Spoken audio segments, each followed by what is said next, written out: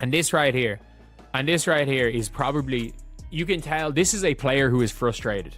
And I mean this when I say this. You can tell that there's a split in the executive. What if I told you the biggest threat to this WNBA season isn't an injury, isn't a trade, but straight up ego at the negotiating table? Yeah, you heard that right. One of the league's biggest stars just said it out loud. This isn't even real negotiation anymore. Both sides are just recycling the same proposals like it's a copy-paste war, waiting for somebody to blink first. And we're already 10 days into March with training camp less than 2 months away. That's not business as usual. That's pressure building. This isn't some minor labor dispute. This is a full-blown standoff.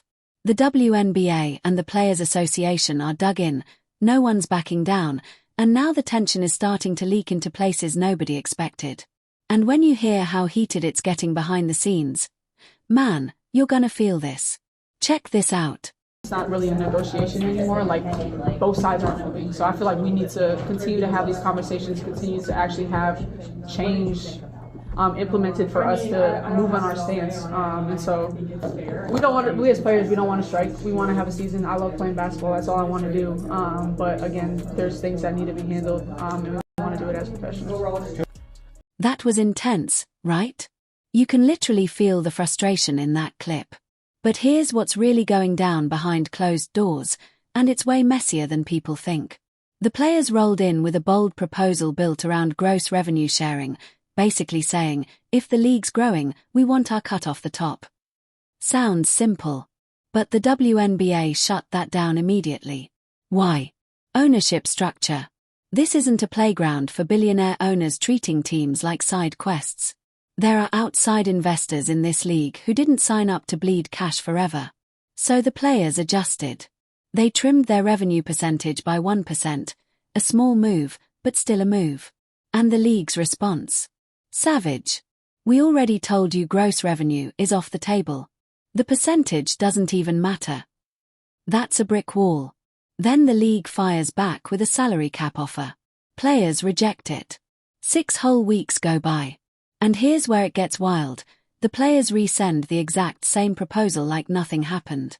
The league doesn't even dignify it with a response because, in their eyes, nothing changed.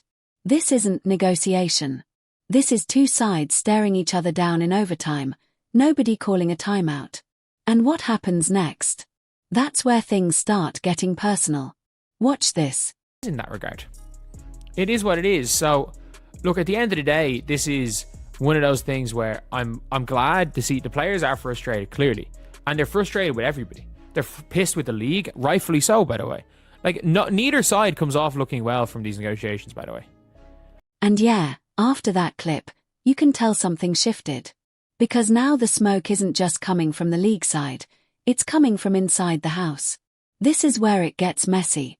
Listen closely to what Paige Bueckers is really saying. She's not some outsider throwing hot takes, she's on the executive committee. And even she's admitting, point blank, that neither proposal is anywhere near ready for a vote. That's not confidence. That's damage control. Then you've got Breanna Stewart backing that up on a totally different platform, saying the same thing with clear frustration in her voice. Same role.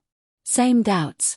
When members of your own negotiating committee are publicly questioning the direction, that's not just tension, that's internal beef. That tells you something fundamental has cracked inside the Players Association, and once that happens, leverage starts slipping fast. And trust me, when agents see that kind of division, they don't stay quiet. What they do next? That's where this story really explodes. Watch this. Both sides are messing up this. This is both sides fucked up their negotiation tactic to the extent that there mightn't actually be anything. Neither side did well here. Like the players made a mockery of themselves, turned themselves into the laughingstock of the sports world. And I think everyone realized that, like the rat and all. Phew, that clip right there. That's where the temperature officially hit boiling. Because now we're not just talking boardrooms, we're talking optics. The Players Association tried to flip the script and go public, banking on fan sympathy to pressure the league into moving. The strategy: take it to social media, rally the base, make it loud. But the WNBA wasn't having it. They shut that down fast and made it crystal clear, this negotiation is not playing out on Twitter timelines or Instagram lives.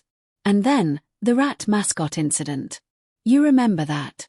It was meant to be this bold, unified moment, solidarity, strength, statement made. Instead, it turned into a punchline across the sports world. Memes everywhere. What was supposed to look clutch ended up looking chaotic. At that point, neither side was winning the PR battle. Meanwhile, the league is projecting $700 million in losses under the current player proposals. That's the number they're floating. But here's the wild part. They keep submitting offers they know the players won't accept. In the latest move, they bumped the total salary cap by $100,000 and presented it like it was some game-changing concession. That's pocket change in pro sports terms. That's not a power move, that's posturing. So now you've got public pressure failing, PR misfires, and financial numbers being thrown around like scare tactics. And when money, pride, and image all collide at the same time, that's when things get dangerously close to breaking. And what happens if nobody blinks before training camp? This next part is where it gets real serious.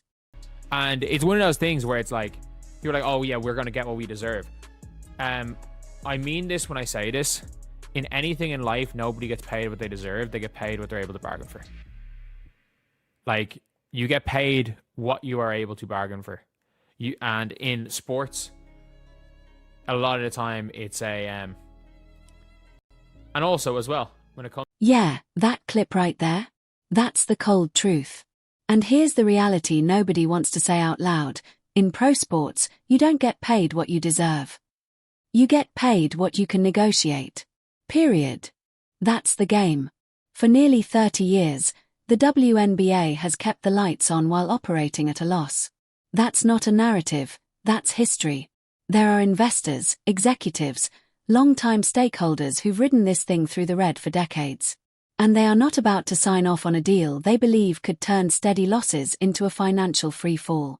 Because if this thing starts hemorrhaging cash at scale, it's not just about one bad season, it's about survival. The players keep using the word deserve. And emotionally, fans get that. But business doesn't run on emotion. It runs on leverage. Deserving something and having the power to command it are two completely different arenas. And right now, the leverage isn't sitting where the players think it is. So the real question becomes this: if neither side is blinking, if the money doesn't magically multiply, and if training camp is creeping closer by the day, who's actually going to fold first?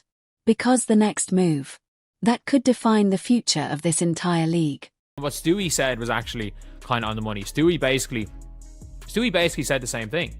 It's like, we're not even at the stage of whether or not our proposal or the league's proposal will be accepted. And she's basically said, well, we're not going to accept the league's proposal and they're not going to accept our proposal. So there's no, like, what are we doing? Like, Stewie's on the executive committee and she has essentially said, we're not even at the stage where a proposal is... Man, that last clip. That's the wake-up call. Because when you actually break down the numbers, this whole thing starts looking like a high-stakes staring contest. One side wants a $10 million salary cap. The other is sitting under $6 million. That's not a gap, that's a canyon. And the crazy part? Everybody in the room knows the deal probably gets done somewhere around 6.8 to 7 million. But nobody wants to be the first one to step into that middle ground because in this climate, compromise feels like losing. So instead, same recycled offers. 10 million. 5.8. Dead on arrival. Week after week. Then it got personal. Caitlin Clark says both sides need to compromise so they can get back to hooping. Basic, logical take. Boom. Half the media jumps her like she picked a side. Then Paige Bueckers echoes the same thing. So does Breanna Stewart. Suddenly it's clear, a lot of the league agrees. But because Clark said it first, she becomes the lightning rod. That's how toxic this situation has become. You can't even advocate for middle ground without getting dragged for it. The players don't want to strike. They've said that straight up. They want to play. But they won't take the structure the league is offering. And the league won't touch the structural overhaul the players are demanding. So we're stuck in this brutal loop where everyone says a season needs to happen, but nobody makes the move that actually makes it happen. And think about the timing. The WNBA just had its biggest year ever. Record ratings. Mainstream buzz. Expansion in motion. New media deals locked in. Angel Reese, Bueckers, a loaded rookie class, generational talent stepping into the spotlight. Everything was trending up. And now, all of that momentum is sitting on the edge because both sides fumbled the negotiation process. The league tossing in an extra $100,000 and calling it progress. Weak. The players resending the same proposal unchanged and waiting 6 weeks. That's not strategy, that's hoping the other side panics first. Both sides dug in. Both sides tried to win the PR battle. Both sides cared more about not looking soft than actually getting a deal done.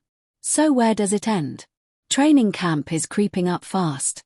This is a straight-up game of chicken, and right now both drivers have their foot on the gas. Paige was right, we're not even close to a vote. That means this isn't the final stage. This is still early chaos. And if executive committee members are already this frustrated, imagine 3 weeks from now with no CBA and cameras rolling. If this season collapses, it won't be because of one villain. It'll be because pride beat progress. And if that happens, both sides will own that failure equally. Now here's what I need from you. If you care about the future of this league, if you want real, unfiltered breakdowns when this story explodes again, you already know what to do. Hit subscribe, lock in with WNBA Vibe, and stay ahead of the drama before the rest of the media even catches up. Because this story, it's far from over.